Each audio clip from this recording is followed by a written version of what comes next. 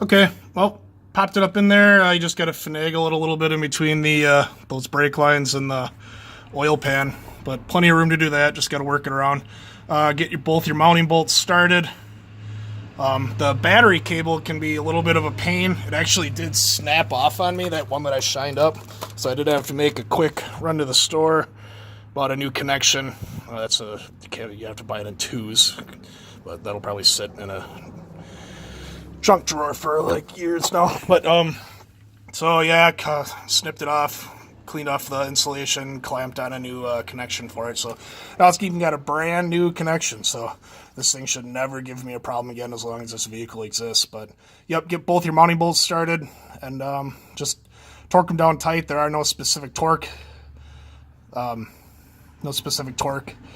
guidelines or anything like that. Just get them tight. I mean, I wouldn't put a cheater pipe on it because you are dealing with aluminum on that bell housing. So get them tight, but don't crank it till you strip it out, because then this project just got a lot more inconvenient. But when you do put on the battery cable, make sure the cable part is facing when you have it up in there, that because it's gonna have to like bend on a right angle to connect onto the starter.